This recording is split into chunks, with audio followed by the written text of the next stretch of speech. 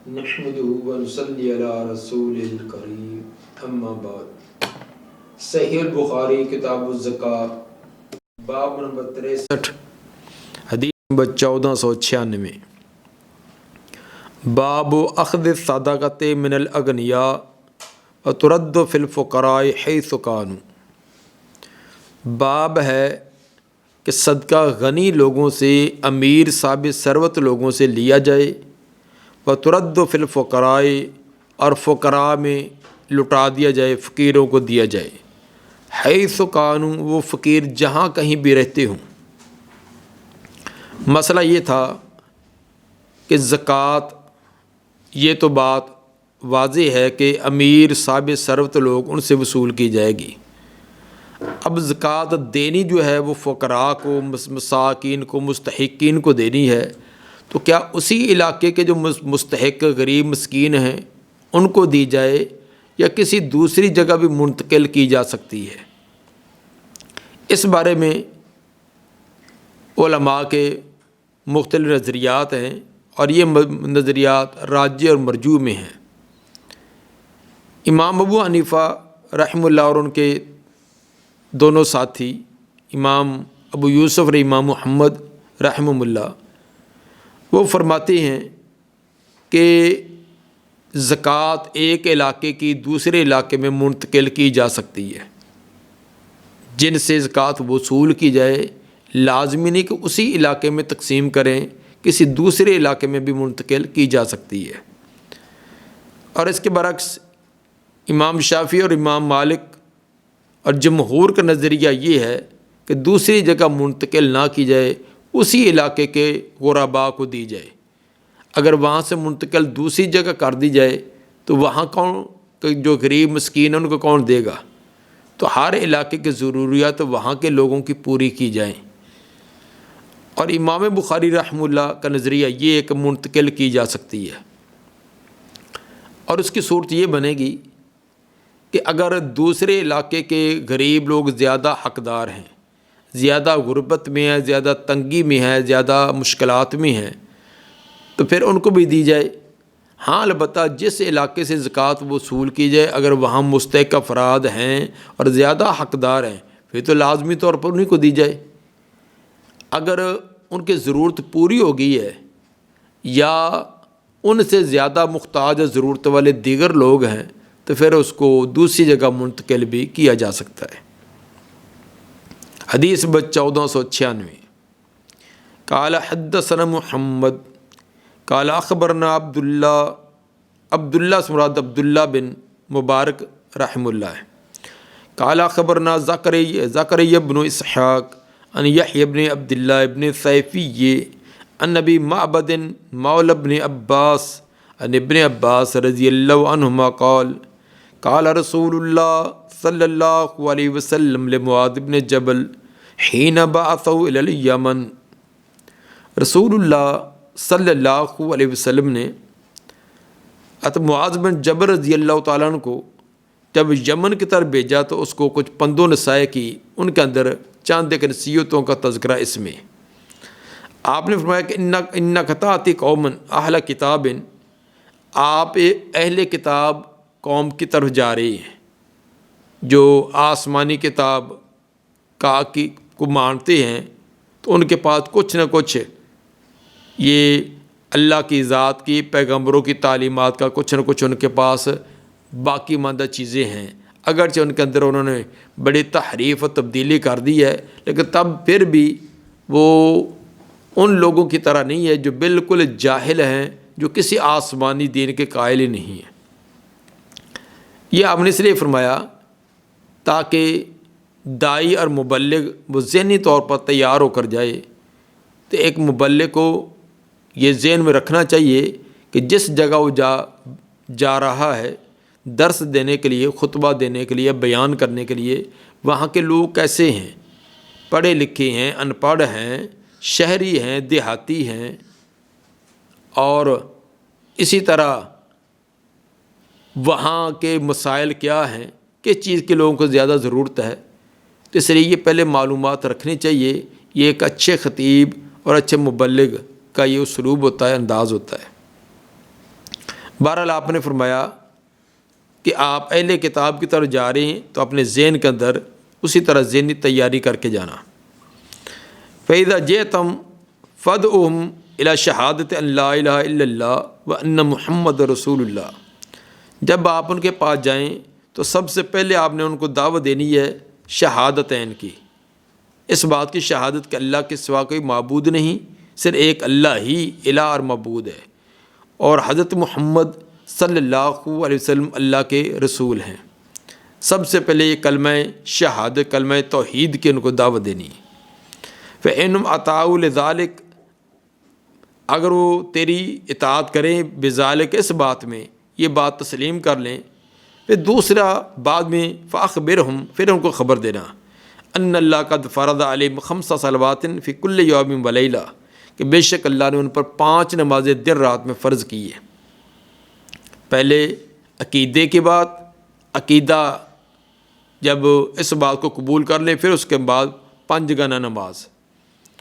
فَإِنْهُمْ أَطَاعُوا لِذَلِكَ لَكَ بِذَلِكَ، اگر وہ تیری یہ بات بھی تسلیم کر لیں، مان لیں، فَأَخْبِرْهُمْ أَنَّ اللَّهَ قَدْ فَرَضَ عَلَيْهِمْ صَدَقَةً، پھر ان کو بتلانا کہ بے شک اللہ نے ان پر صدقہ زکوٰۃ فرض کی ہے، تُؤْخَذْ مِنْ أَغْنِيَائِهِمْ فَتُرَدُّ عَلَىٰ فُقَرَائِهِمْ، ان کے غنی لوگوں سے لی جائے اور ان کے فقیروں میں لٹا دی جائے۔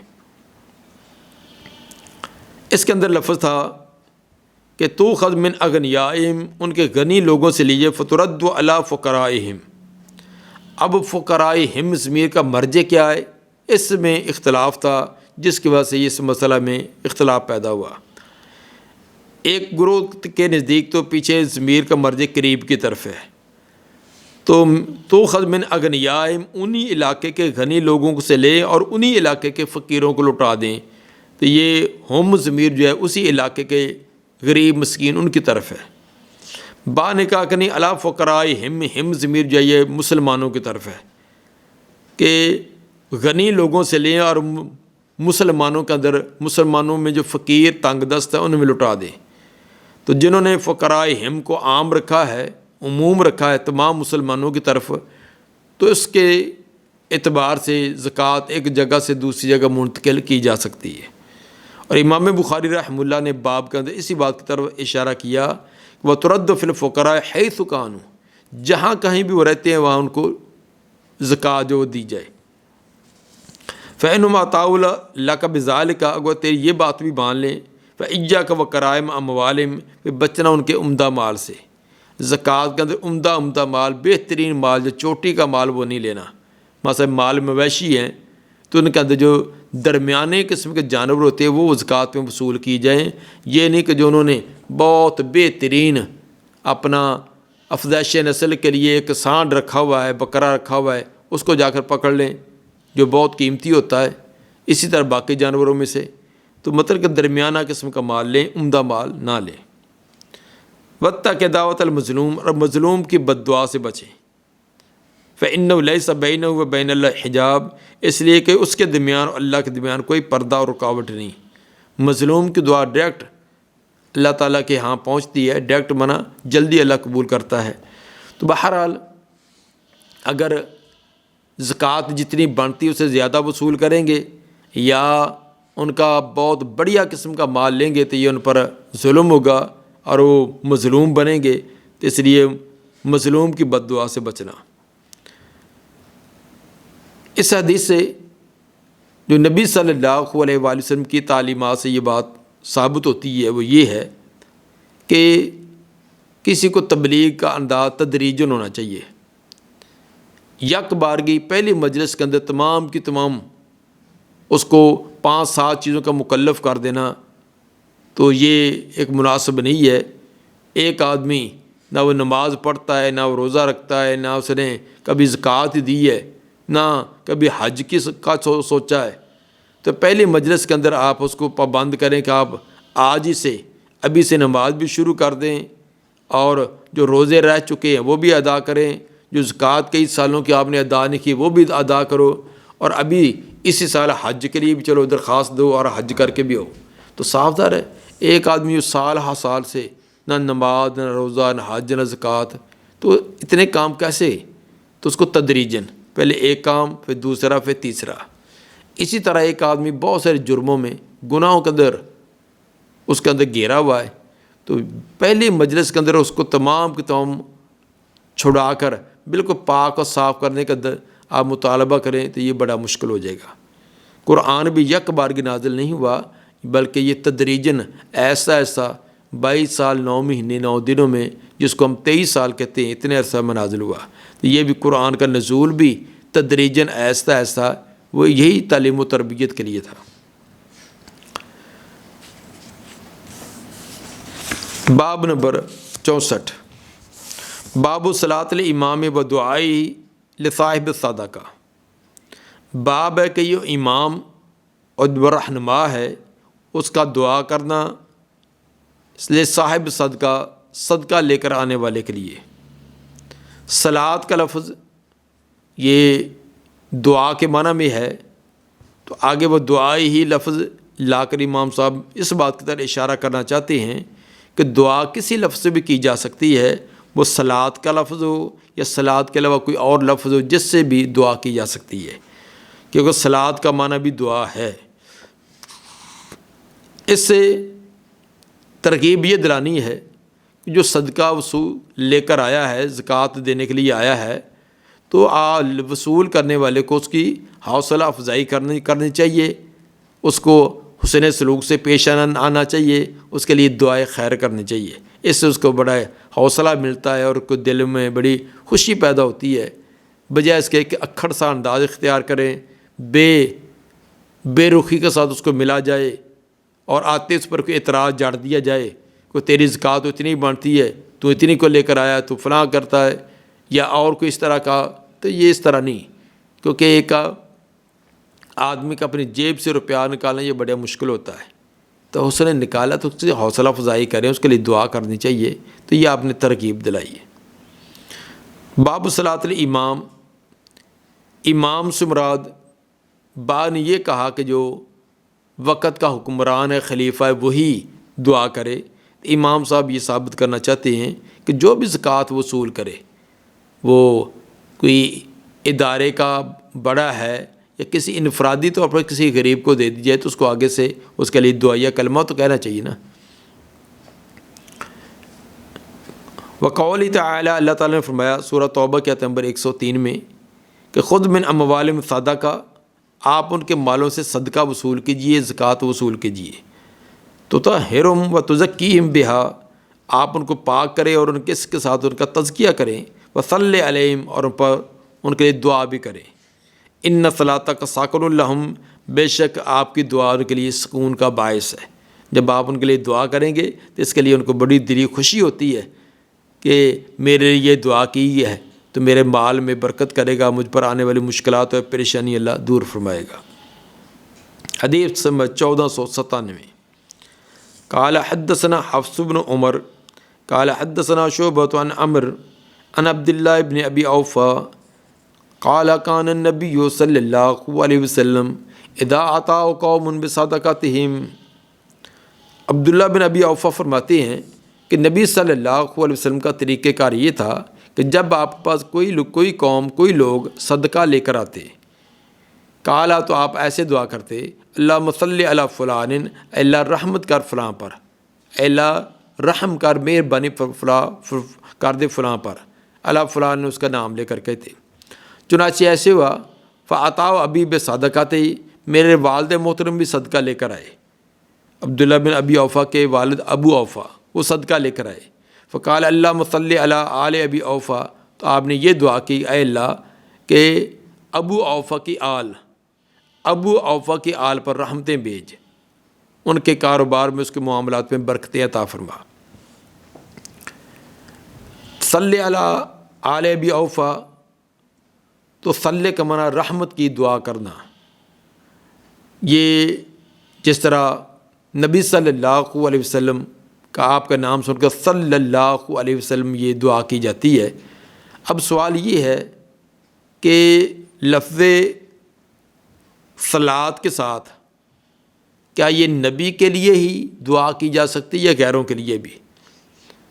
تو اس کے اندر جو راجح بات جمہور علماء کی ہے کہ جو دعائیہ الفاظ عرف عام میں خاص ہو چکے ہیں، خاص افراد کے لیے خاص مختص ہو چکے ہیں، اور دوسروں کے لیے اگر وہ استعمال کیے جائیں تو اس کے اندر وہم پیدا ہوتا ہے، تو ان کے اندر انہی کے ساتھ ان کو خاص کرنا چاہیے۔ اگرچہ وہ دعائیہ کلمات کے اندر ہوتا تو عموم ہے، لیکن کچھ الفاظ دعائیہ ایسے ہوتے ہیں کہ جو بعض خاص افراد کے لیے خاص ہو چکے ہوتے ہیں، اگر کسی اور کے لیے کیے جائیں تو اس کے اندر وہم اور بسا اوقات زیادہ غلطی کے امکانات ہوتے ہیں۔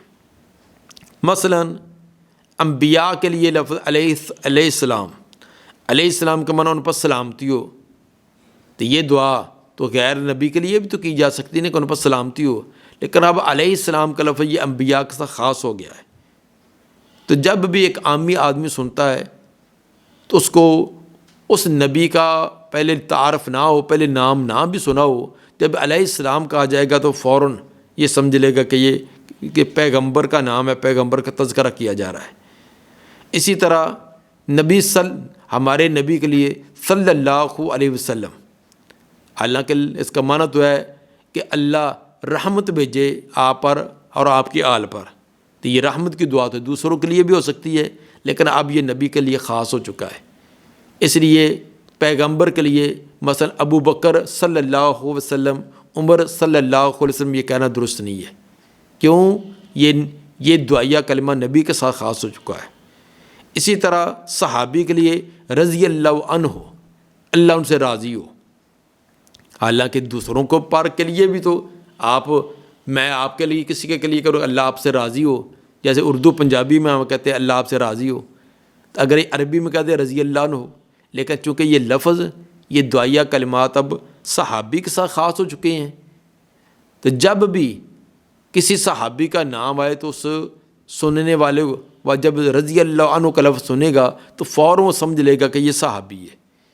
اسی طرح غیر صحابی کے لیے رحمہ اللہ یا رحمۃ اللہ کی یہ الفاظ، تو یہ جو کچھ عرف کے اندر چیزیں خاص ہو چکی ہوتی ہے تو عرف کا بھی اعتبار کیا جاتا ہے۔ تو یہ اصول فقہ کی کتب کے اندر یہ بات عرف کا اعتبار کرنا یہ بھی ایک اصول ہے، تو اگر وہ شریعت کے منافی نہیں ہے تو عرف کا اعتبار کرنا چاہیے۔ اور باقی رہا کہ لفظ صلوات کے ساتھ دعا کرنا یہ کسی اور کے لیے نبی کے ساتھ اس کا تذکرہ آ جائے تو پھر تو ٹھیک ہے، جس طرح صلی اللہ علیہ وآلہ وسلم، اب لفظ صلی کے ساتھ نبی اور نبی کی آل یعنی ان کے تابع ہو کر یہ لفظ آئے، اکیلا اس کے لیے لفظ یہ استعمال کرنا تو یہ اسی کے لیے ہونا چاہیے جن کے لیے وصاؤ کے لیے لفظ متعین و خاص ہو چکے ہیں۔ باب نمبر 65، باب ما یستخرج من البحر، باب ہے وہ چیز جو سمندر سے نکالی جائے۔ سمندر سے کوئی چیز نکالی جائے، وہ قیمتی چیز ہے، زیادہ قیمتی ہے، تھوڑی قیمت کی ہے، بڑی محنت مشقت سے نکالی یا تھوڑی محنت سے، تو کیا اس کے اندر بھی زکوٰۃ وغیرہ ادا کرنی آئے گی یا نہیں؟ وقال ابن عباس رضی اللہ عنہ لیس العنبر برکاز، ابن عباس رضی اللہ عنہ فرماتے ہیں کہ عنبر جو یہ رکاز نہیں ہے، وہ شیء داسر البحر، یہ تو وہ چیز ہے جس کو سمندر باہر پھینکتا ہے۔ عنبر یہ خوشبو ہوتی ہے، تو یہ بہت مہنگی اور بڑی قیمتی ہے، تو کیا یہ عنبر جو سمندر سے نکالے تو کیا اس کو رکاز دینا پڑے گا؟ رکاز ہوتا ہے زمانہ جاہلیت کا مدفون خزانہ، کسی کا کوئی دفن کیا ہوا خزانہ تھا، تو کوئی اپنی عمارت بنانے کے لیے اس نے زمین کو کھودا ہے، تو وہاں سے وہ سونا ہے، چاندی ہے، کوئی برتن نکل آیا ہے، مٹکا نکلا ہے جس کا سونا بھرا تھا، اس طرح کے بعد پرانے مکانوں کو ان کی بنیادیں کھودتے وقت ایسی چیزیں نکل آتی ہیں، تو وہ انسان کو اس میں کوئی محنت نہیں ہوتی ہے، پتہ نہیں کس نے دفن کیا تھا سال ہا سال کئی صدیوں پہلے کا، تو اسی طرح سلسلہ آتا رہا، اس کی قسمت میں وہ نکل آیا۔ تو ایسا جو خزانہ نکلے اس کو رکاز کہتے ہیں۔ رکاز کا اندر خمس 5واں حصہ غریبوں مسکینوں یتیموں کے لیے نکالنا لازمی ہے۔ اس کے لیے کچھ سال کا گزرنا یا 6 ماہ کا گزرنا نہیں، جب اس کو ملا اسی وقت اس میں سے 5واں حصہ نکالے گا، 4 حصے خود رکھے 5واں نکال دے۔ تو ابن عباس رضی اللہ عنہ کا مطلب یہ تھا کہ رکاز جس طرح مفت میں چیز دفن کی ہوئی ملتی ہے، اس پر کوئی محنت مشقت نہیں ہے، تو عنبر بھی تو خوشبو بھی تو اسی طرح ہے، وہ کون سی خود انسان ہے، اس کے اندر کوئی محنت مشقت کر کے بنائی ہوتی ہے، سمندر سے وہ نکال لی ہے۔ کہتے ہیں کہ لیکن نہیں، کہ عنبر جو یہ رکاز نہیں، یہ رکاز الگ کا حکم الگ ہے، عنبر کا الگ ہے۔ تو عنبر تو ہوتی ہے وہ شین داسر الباہ، جس کو سمندر باہر پھینکتا ہے۔ باقی عنبر کس سے تیار ہوتی ہے یہ مختلف ہے، بعض کہتے ہیں ایک مچھلی ہے وہ کیا کرتی ہے وہ ہوتی ہے، بعض کہتے ہیں اس کی میل کچیل ہوتی ہے، بعض کہتے ہیں کوئی فلاں چیز ہوتی ہے، بعض کہتے ہیں کہ پودا ہوتا ہے، یہ مختلف قول ہیں۔ تو بہرحال حسن بصری فرماتے ہیں فی العنبر کے بارے میں کہ وہ لو اور موتیوں کے بارے میں خمس اس میں 5واں حصہ ہے۔ حسن بصری کا یہ نظریہ تھا کہ عنبر میں بھی اور جو سمندر سے قیمتی موتی نکالے جاتے ہیں ان کے اندر خمس ہے، کیونکہ وہ بھی جیسے مدفون خزانہ وہ مفت میں ملا ہے۔ لیکن امام بخاری ان کا رد کرنا چاہتے ہیں، فرماتے ہیں فإنما جعل النبی صلی اللہ علیہ وسلم فی الرکاز الخمس، نبی صلی اللہ علیہ وسلم نے رکاز میں خمس کیا کہا ہے۔ جو رکاز زمانہ جاہلیت کا مدفون خزانہ و خمس آپ نے اس میں مقرر کیا ہے۔ لیس فی الذی یصاب فی الماء، نہ کہ وہ چیز سے جو پانی سے حاصل کی جائے، جو پانی سے حاصل ہو اس سے تو نہیں کیا۔ تو رکاز اور ہوتا ہے اور سمندر سے ملنے والی چیزیں اور ہوتی ہیں، تو اس لیے اس کو اس پر قیاس کرنا یہ درست نہیں ہے۔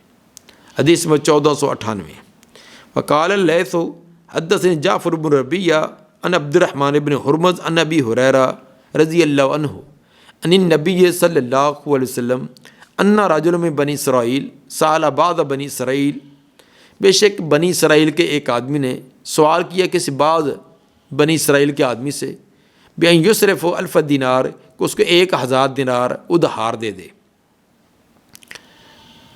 وہ لمبا واقعہ یا اختصار ہے یہ واقعہ، اس کے علاوہ بھی 6 مرتبہ امام بخاری لائے ہیں، اب بعض جگہ بڑی تفصیل کے ساتھ ہے۔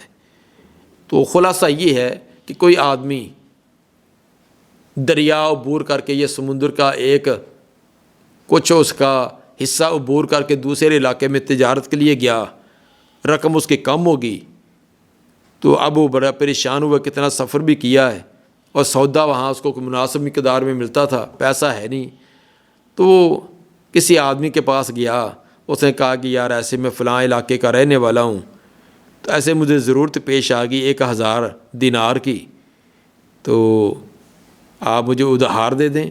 اس نے کہا کہ میں تو آپ کو جانتا پہچانتا نہیں۔ انہوں نے کہا کہ اللہ وکیل ہے، یہ اللہ ضامن ہے۔ جب اس نے اللہ کی ضمانت دی تو اس نے 1000 دینار گن کر اس کو دے دیا۔ تو وہ 1000 کا اس نے سودا وغیرہ لیا، واپس آیا اور وعدہ کیا کہ فلاں دن آپ کو میں واپس کر دوں گا۔ تو چنانچہ جب وہ مقرر دن آیا تو 1000 دینار لے کر دریا کے کنارے آیا تاکہ کشتی میں بیٹھ کر دوسری طرف جا کر اس بھائی کی ادائیگی کروں۔ آیا تو اتفاق یہ ہوا کہ کوئی کشتی نہیں ہے، صبح سے بیٹھا شام تک کوئی کشتی نہیں آ رہی۔ جب شام غروب ہونے لگا تو اس نے بڑا پریشان ہوا، اس نے کہا کہ وعدہ کیا، وعدہ کی خلاف ورزی ہوگی۔ اس نے ایک لکڑی لی، لکڑی کے اندر ایک سوراخ کیا، سوراخ کے اندر وہ تمام دینار اس کے اندر ڈال دیا اور ایک رکا بھی ڈال دیا اور اس کو بند کر کے اوپر لکڑی اسے ٹھونس دیا اور اس کو موم وغیرہ لگا کر سیل بند کر دیا، اور کہا تھا اور یہ کہا کہ میں نے اللہ کے نام پر، اللہ کو ضامن بنا کر یہ لیے تھے، تو یا اللہ میں تیرے نام پر تیرے سپرد کرتا ہوں۔ یہ اللہ کے سپرد کر کے ایمان اور یقین تھا، واپس آ گیا۔ تو چنانچہ وہ دوسرا آدمی جس سے وعدہ کیا تھا کہ آپ سمندر کے ساحل پر آ جانا تو میں آپ کی فلاں تاریخ کو آ کر ادائیگی کروں گا، وہ آدمی انتظار کر رہا وہاں کھڑا، کوئی کشتی نہیں آ رہی۔ تو جب انتظار کرتے کرتے وہ واپس جانے لگا، اس نے دیکھا کہ ایک لکڑی تیرتی ہوئی اس کے قریب آ گئی ہے۔ اس نے دیکھا کہ یہ کافی موٹی لکڑی ہے، تو یہ اللہ تعالیٰ نے میرا تعاون کیا ہے، تو چلو میں اس کو لے جاتا ہوں گھر میں، اس کو جائیں گے چیریں گے اور اس کا کوئی اپنا ایندھن کے طور پر استعمال کریں گے۔ اس نے اٹھا کے کندھے پر رکھی، اٹھا کر گھر لے گیا، گھر میں جا کر رکھی ہے تو خشک لکڑی تھی۔ اب اس نے کلہاڑا لیا، کلہاڑا لے کر اس کو چیرنے لگا۔ جب کلہاڑا لگایا تو وہ جب 2 حصے میں کٹ گئی تو اس کے اندر تمام دینار نکلے، رکا بھی نکلا۔ اس نے کہا کہ بھی واقعی وہ اللہ کے نام پر لیا تھا، اللہ کے نام پر اس نے بیچ دیا ہے۔ اس کو سمجھ آ گئی۔ اس آدمی نے پہلے نے سوچا کہ میں نے بیچ تو دیے ہیں تو اب اس کو وصول ہوئے یا نہیں، اس کے اندر تردد ہے۔ اس نے دوبارہ 1000 دینار لیا اور پھر اسی طرح سفر شروع کر دیا۔ دوسرے دن یا تیسرے دن اس نے وہ کشتی ملی تو وہ اس کے گھر جا پہنچا۔ اس کو جا کر تمام واقعہ سنایا بھی اس طرح میں نے کیا تھا، تو پتہ نہیں آپ کو پیسے وہ رقم پہنچی یا نہیں، تو میں آپ دوبارہ ادائیگی کے لیے آیا ہوں۔ اس نے کہا کہ جب اللہ کے سپرد آپ نے کی تو اللہ نے مجھے پہنچا دی۔ اس واقعے کی طرف اشارہ فدفعها الیہ، اس نے وہ 1000 روپے اس کو دے دیا۔ فخرج فی البحر، وہ نکلا سمندر میں، سمندری سفر کیا۔ فلم یجد مرکبا فاخذ خشبۃ فنکرها، تو یعنی اس نے دے دیا، درمیان میں اختصار ہے، پھر وہ واپس آ گیا۔ واپس آنے کے بعد اس نے مقررہ طریق کو 1000 دینار کا انتظام کیا۔ فخرج فی البحر، پھر سمندری سفر کی طرف نکلا۔ فلم یجد مرکبا، اس نے کوئی کشتی نہ پائی۔ فاخذ خشبۃ فنکرها، اس نے ایک لکڑی پکڑی، اس کے اندر سوراخ کیا۔ فادخل فیہا 1000 دینار، اور 1000 روپیہ اس کے اندر ڈال دیا۔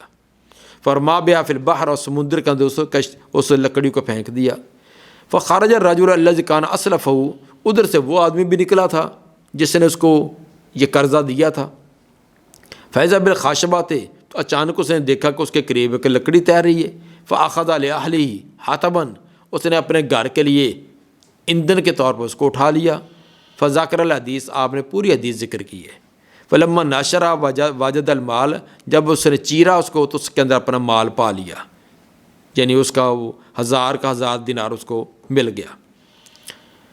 اس سے امام صاحب جو ثابت کرنا چاہتے ہیں کہ سمندر سے برآمد چیز اس کو انسان اپنا ملک بنا سکتا ہے، اور اس میں خمس اور زکوٰۃ نکالنے کا حکم نہیں دیا گیا۔ اب اس آدمی نے وہ لکڑی بھی لی تھی، لکڑی کے اندر وہ سونے کے سکے بھی تھے، تو نہ اس میں لکڑی کا کچھ اس کی کوئی ادائیگی کی ہے، اس کو میں خمس سے نکالا ہے، اور نہ جو اس کو رقم ملی تو اس میں سے خمس سے نکالا ہے۔ تو پہلی قوموں کے واقعات جو آپ نے بیان کیے ہیں تو وہ ہمارے لیے حجت و دلیل ہے، بشرط یہ کہ اس کے اندر کوئی رد وغیرہ نہ ہوا ہو۔ تو اس لیے آپ نے پہلی قوم کا یہ تو واقعہ جو ہے یہ ترکیب کے لیے بیان کیا، تو ثابت ہوا کہ اس کو جو لکڑی ملی تھی اس کے اندر یہ تذکرہ نہ آپ نے کیا کہ اسے خم سے نکالا تھا، حالانکہ وہ نیک اور صالح آدمی تھا جس نے 1000 دینار سے اللہ کا نام لینے پر اس کو دے دیا، اور 1000 دینار کتنی بڑی رقم ہوگی پھر خصوصاً اس دور میں، تو اس سے اللہ کا حوالہ دیا تو اس نے دے دیا، تو یہ اس کی نیکی و تقوی اور اللہ کے ساتھ ایک تعلق کا تذکرہ ہے۔ تو اتنا نیکی و تقوی و زہد والا آدمی، تو اس نے اگر لکڑی کے اندر کوئی صدقہ زکوٰۃ اس کے ذمہ آتا ہوتا تو اس کا تذکرہ کیا جاتا کہ اس نے اس میں سے خود خم سے نکال دیا۔ جب تذکرہ نہیں ہے تو ثابت ہوا اس کے اندر خم سے نہیں ہوگا۔ دعا ہے کہ اللہ تعالیٰ نبی صلی اللہ علیہ وسلم کے فرامین کو کما حق کو سمجھ کر اس کے مطابق عمل کرنے کی توفیق عطا فرمائے۔ سبحان ربک رب العزت عما یصفون، والسلام علی المرسلین، والحمد للہ رب العالمین۔